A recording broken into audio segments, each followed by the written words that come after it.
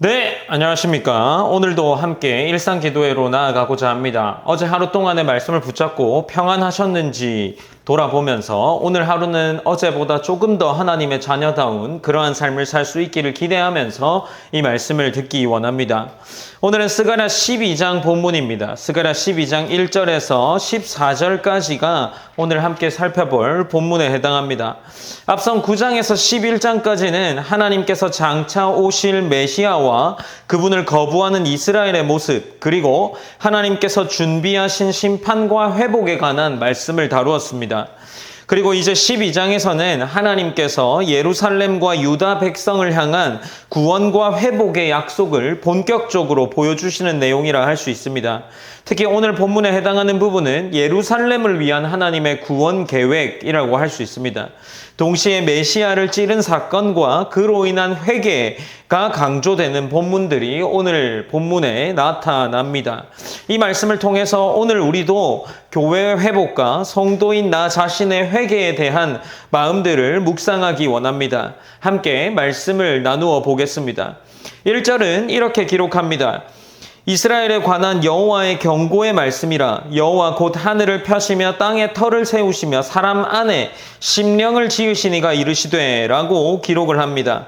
하나님을 묘사하면서 하늘을 펴시며 땅에 기초를 세우시며 사람 속에 심령을 지으신 여호와라고 말하고 있습니다. 하나님께서 만물을 다스리시는 분이시기에 예루살렘에 대한 약속 또한 반드시 이루어집니다. 2절과 3절에서 하나님은 예루살렘을 취하게 하는 잔과 무거운 돌로 비유하고 있습니다. 즉 예루살렘은 이방 민족에게 있어서 짐이 되며 그들이 감당할 수 없는 부담스러운 존재, 부담이 될 것이라는 의미입니다. 여기서 무거운 돌에서 무거운이라는 마마사라는 히브리어와 돌이라는 에벤이라는 이 두 가지 단어를 생각해 보면 무게가 너무 무거워서 들어 올리면 결국 다치는 돌을 의미하고 있습니다. 하나님께서 예루살렘을 보호하시기 때문에 어떤 나라라도 함부로 건드리게 되면 상처를 입게 된다라는 의미입니다.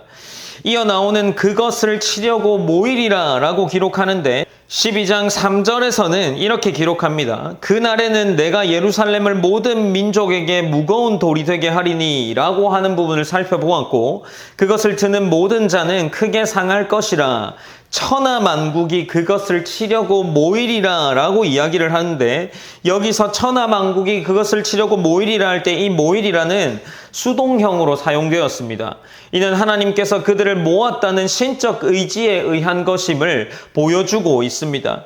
이제 이어지는 4절에서는 하나님은 모든 말을 쳐서 놀라게 하며 그 탄자를 쳐서 미치게 하되 라고 기록을 하고 있는데, 고대 전쟁에서 말과 기병은 가장 강력한 무기였습니다.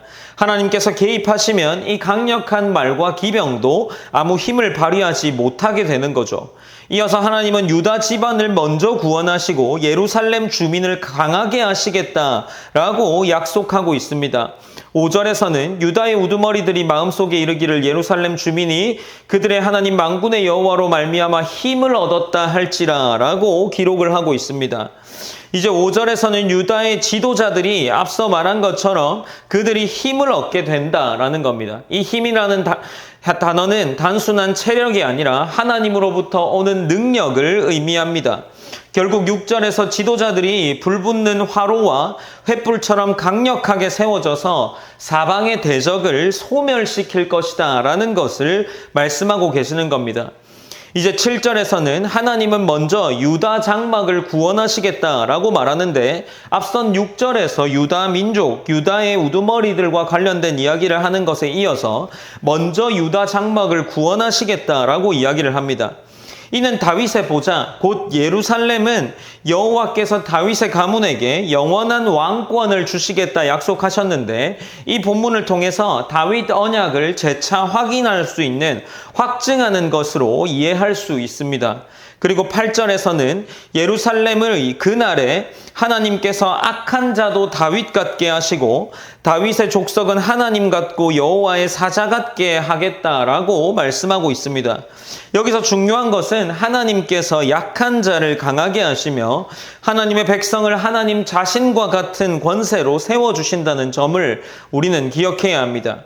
9절에서는 하나님께서 예루살렘을 치러 오는 모든 이방 나라들을 멸하겠다라고 말씀하시는데, 이는 단순한 전쟁의 승리가 아니라 이제 이 예루살렘을 치러 오는 모든 이방 민족을 멸하시고 하나님의 구원 계획이 완성되어 가는 장면을 보여주고 계시는 겁니다. 이제 오늘 나오는 12장 10절은 이 스가랴 전체에서 가장 중요한 예언의 메시지라고 할 수 있습니다.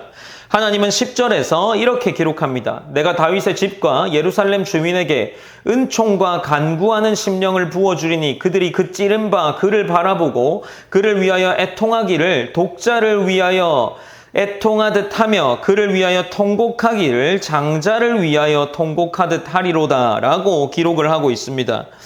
10절에서는 이제 우리가 잘 아는 메시아를 떠올릴 수 있게 하는 겁니다. 그리고 나서 이제 10절에 나오는 본문 중에 그 찌른 바 그를 바라보고 그를 위하여 애통하기를 이라고 기록하는데, 이 찌른 바라는 단어는 다카르라는 히브리어입니다. 이는 창이나 칼로 깊이 찔러 죽이는 행위를 의미합니다. 이 기록은 요한복음 19장에서 이 말씀이 지금 예수님의 십자가 사건과 연결되고 있다라는 것을 보여주고 있습니다. 하나님께서 성령을 부어주셔서 사람들로 하여금 자신들이 메시아를 거부하고 찌른 죄를 깨닫게 하시고 진정한 회개로 이끌 것이다 라는 것을 이 본문을 통해서 보여주고 있는 겁니다. 이제 11절에서는 이렇게 기록하는데, 그날에 예루살렘에 큰 애통이 있으리니 무깃도 골짜기 하다드림몬에 있던 애통과 같을 것이라 라고 기록을 하고 있습니다. 무깃도 골짜기 하다드림몬이라는 곳은 요시야 왕이 전쟁에서 죽었을 때 온 백성이 크게 애통한 사건을 떠올리게 합니다.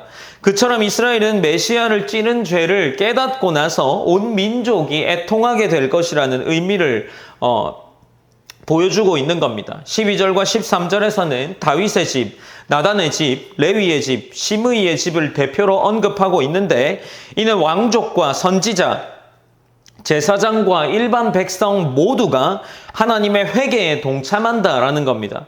즉 회개는 특정 계층이나 집단의 문제가 아니라 하나님의 모든 백성이 함께 하는 것임을 보여주는 것이 바로 이 본문의 12절의 본문의 의미인 겁니다. 그리고 마지막 14절에서는 모든 남은 족속, 각 족속이 따로 그들의 아내들이 따로 애통한다라고 말하고 있는데, 회개는 공동체적으로 일어나지만 동시에 철저하게 개인적인 사건인 것을 보여주고 있는 겁니다. 가정마다 사람마다 하나님 앞에서 자신의 죄를 슬퍼하며 돌이켜야 한다라는 것을 보여주고 있죠. 하나님은 공동체 전체를 구원하지만 그 구원을 참여하기 위해서는 각자가 하나님 앞에서 개인의 마음을 찢고 회개해야 한다는 것을 보여주고 있습니다. 결국 스가랴 12장은 예루살렘을 지키는 하나님의 능력과 그리스도를 찌른 죄를 깨닫고 눈물로 회개하는 백성의 모습들을 보여주고 있습니다. 그러므로 우리가 오늘 이 본문들을 통해서 알아야 할 것은 심판 가운데 구원하시는 하나님, 그리고 그들이 범죄한 것을 깨닫게 하시는 하나님, 그러므로 말미암아 깨닫게 하심으로 말미암아 우리는 각 개인의 자리에서 공동체로, 그리고 나 자신 개인으로 하나님께 진실한 회개의 간구를 드려야 한다라는 것을 가르쳐주고 있습니다. 우리는 오늘 이 본문을 통하여서도 동일하게 기도하기 원합니다. 첫 번째는 하나님의 교회를 굳게 세워주시기를 기도합시다.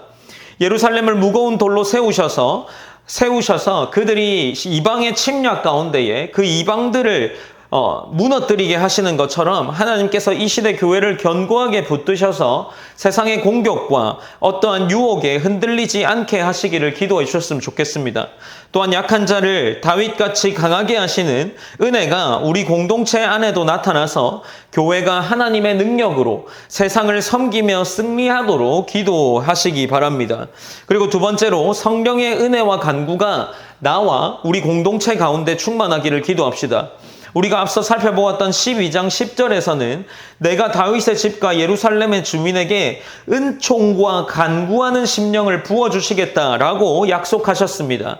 동일하게 이 은총과 간구의 심령을 우리에게도 부어주시고 나 개인에게도 부어주셔서 이로 말미암아 우리 각 교회를 위해서 기도하는 그 영이 충만하게 되고 가정에서도 성령이 충만하게 하시고 우리의 여러 일터 가운데 내 삶의 자리에서 이 성령과 은혜와 은총과 간구의 영이 충만해져서 우리가 늘상 기도하는 자가 될 수 있도록 기도하셨으면 좋겠습니다. 우리의 기도가 단순한 습관이 아니라 은총과 간구의 영이 우리에게 있음으로 말미암아 살아계신 하나님의 은혜를 날마다 찾게 되는 성령께서 인도하시는 그러한 기도를 할 수 있는 우리가 될 수 있도록 하나님께 기도하셨으면 좋겠습니다. 제가 기도함으로 오늘 일상기도회를 마무리하겠습니다. 사랑의 하나님 감사합니다. 하나님 우리가 오늘도 일상기도회로 함께 하나님의 말씀을 살핍니다. 우리가 함께 살펴본 이 말씀을 통하여서 하나님께서 우리 가운데에 은총과 간구의 영을 부으심으로 말미암아 우리가 더욱 하나님과 가깝게 교제할 수 있는 귀한 하나님 자녀가 될 수 있도록 인도하여 주시옵소서. 또한 하나님께서 함께 하셔서 우리의 교회 가운데에 마치 이 예루살렘과 이 유다를 하나님께서 무거운 돌과 같이 만드셔서 그들을 괴롭히는 모든 이방 민족을 심판하시게 한 것처럼 말씀해 주신 것처럼 또한 우리의 이 시대에 있는 교회와 우리 일상교회를 붙드셔서 하나님께서 무거운 돌과 같이 하나님이 지키시고 보호하시는 존재로서 이 지역사회 가운데에 빛을 내며 살아갈 수 있도록 인도하여 주시옵소서. 하나님 우리의 개인의 삶과 교회의 모든 공동체에 나타나는 이 모습들이 더욱더 하나님의 자녀다울 수 있도록 인도하시고 붙잡아 주시옵소서. 오늘 하루의 삶 가운데에도 하나님의 위로와 회복과 하나님의 격려를 경험하는 귀한 하루가 될 수 있도록 인도하여 주시옵소서. 지치지 않게 하시고 삶의 자리에서 한 번이라도 하나님을 더욱 떠올릴 수 있는 귀한 자녀가 될 수 있도록 붙잡아 주시옵소서. 모든 영광 하나님께 올려드리며 살아계신 예수님의 이름으로 기도드립니다. 아멘.